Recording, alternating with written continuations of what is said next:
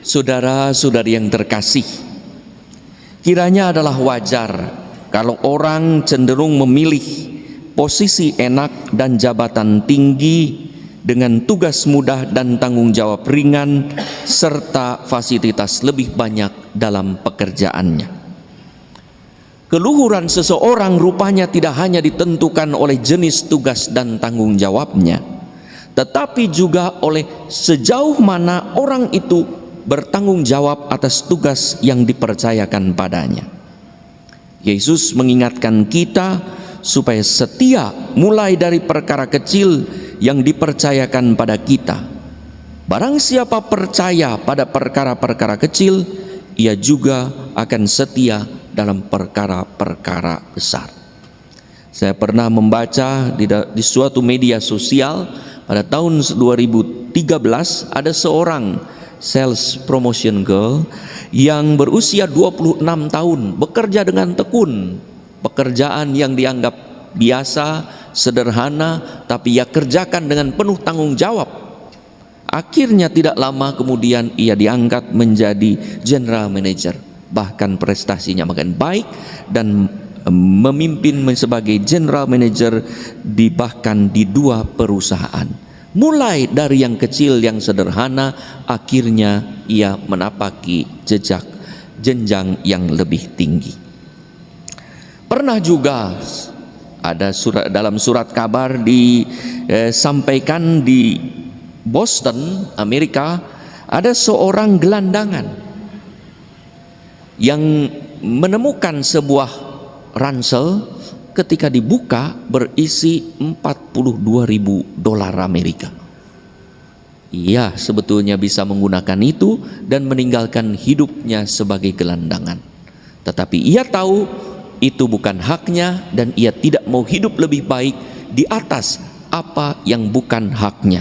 Maka ia mengembalikan atau menyerahkan ranselnya itu ke kantor polisi dan polisi mengembalikan kepada yang berhak. Alhasil, melihat kejujurannya yang luar biasa, banyak orang berinisiatif untuk mengumpulkan uang, dan ada banyak dermawan karena kejujurannya terkumpullah $110.000 yang artinya 1,65 miliar saat ini. Ia pun meninggalkan hidupnya sebagai gelandangan dengan apa yang ia terima sebagai hak dan anugerah karena kejujuran.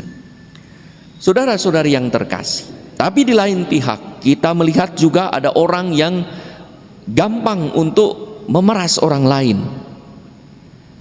Pernah saya mengunjungi suatu kabupaten di wilayah keuskupan ini dan bertemu dengan bupati.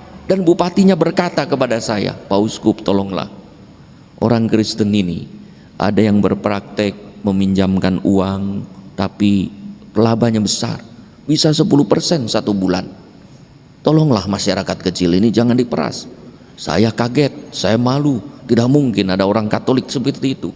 Bahkan konon yang lebih parah lagi katanya, 1 bulan ada yang 30%. Bayangkan itu berapa? Kalau pinjam 1 juta diberi 300.000 sudah jadi bunga pertama, belum bayar. Saya malu. Lalu saya bicara dengan pastor parokinya yang kebetulan menemani saya juga. Saya bicara, tolonglah, bagaimana dianjurkan, dihimpun, diajak membuat koperasi yang lebih ringan dan lebih lunak. Beberapa saat kemudian pastor paroki itu berkata, "Bapak Uskup, saya kebetulan ke pasar pagi hari jam 4 mau belanja, mungkin mau beli telur untuk direbus. Ke pasar pastor nih.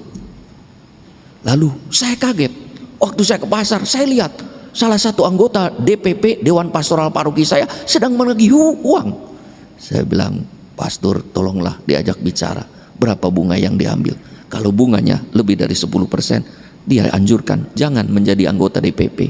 Karena seorang anggota DPP harus mewujudkan mentalitas dan moralitas sesuai dengan ajaran-ajaran Tuhan." Saudara-saudara yang terkasih, rupanya apa yang tadi saya ceritakan terakhir ini terjadi dalam masyarakat Yahudi, umat pilihan. Amos menggambarkan bagaimana bangsa Israel bertindak bejat dengan mengkhianati kepercayaan Allah sebagai bangsa terpilih yang harus menunaikan nilai-nilai luhur yang diminta oleh Yahweh. Hidup mereka bukan lagi sebagai anak-anak Allah, putra-putra terang, tetapi dikuasai oleh nafsu dan naluri. Mereka menginjak-injak orang miskin dan membinasakan orang sengsara, bahkan memeras. Bisa jadi pada waktu itu juga ada praktek sejenis rentenir pada waktu itu. Jadi rentenir bukan zaman ini, zaman itu juga ada. Ya, lalu timbangan-timbangan dinaikkan, ukuran-ukuran dinaikkan untuk mendapatkan keuntungan yang cepat di atas penderitaan orang lain. Maka Yahweh mengutus Amos dan mengkritik umat. Pikiran dan tindakan mereka jauh dari identitas sebagai umat pilihan kekasih Tuhan. Mereka sama sekali tidak membela kepentingan Tuhan, tetapi berbuat serakah. Maka kata Amos, kalau tak bertoat, mereka akan kehilangan berkatnya sebagai bangsa terpilih. Dan apa yang terjadi? Tuhan memperhitungkan perbuatan mereka.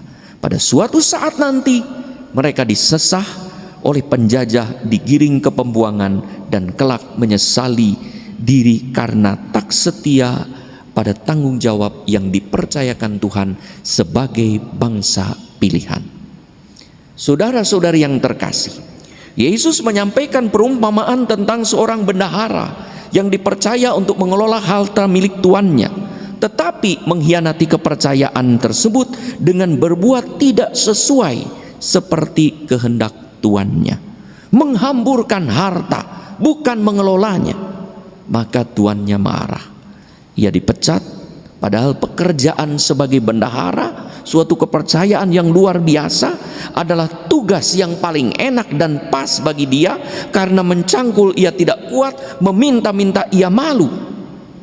Kesempatan telah diberikan, tetapi saat kesempatan tak dijalankan dengan sungguh, kesempatan itu pun hilang. Yesus mengajak para muridnya untuk setia pada tanggung jawab sekecil apapun sebagai jalan untuk menjadi orang yang dipercaya dalam perkara-perkara yang lebih besar. Saudara-saudari yang terkasih, kadang kita ingin berhasil, naik jabatan, tambah penghasilan, lulus dengan cepat, tapi kadang-kadang dengan cara yang tidak baik, menyontek akhirnya malah tidak lulus, ya. Korupsi akhirnya bukan menjadi kaya. Untuk berhasil mendapat jabatan tinggi dan imbalan besar, seseorang butuh dipercaya. Sekali dipercaya dan bertanggung jawab, kita makin dipercaya dengan jabatan yang jauh lebih tinggi dengan imbalan yang memadai. Masalahnya, orang cenderung menuntut dan meminta imbalan lebih dahulu, jabatan yang lebih tinggi, lebih awal, daripada mewujudkan apa yang sekarang sedang dialaminya. Orang ingin cepat melejit dalam posisi tinggi tanpa mau setia bekerja keras dengan posisi yang lebih mudah. Orang ingin menjadi juara, orang ingin menjadi hebat tanpa latihan dan tanpa belajar, tetapi dengan melakukan tindakan-tindakan yang tidak pantas. Saudara-saudari yang terkasih, dari beberapa contoh tadi pada awal kita melihat bagaimana orang berbuat baik dan benar terlebih dahulu baru mendapat imbalan dan kepercayaan yang luar biasa. Dan bagaimana orang yang melakukan usaha-usaha yang tidak sesuai seperti apa yang terjadi pada zaman Nabi Amos, ternyata akhirnya mendapat sengsara dan malapetaka.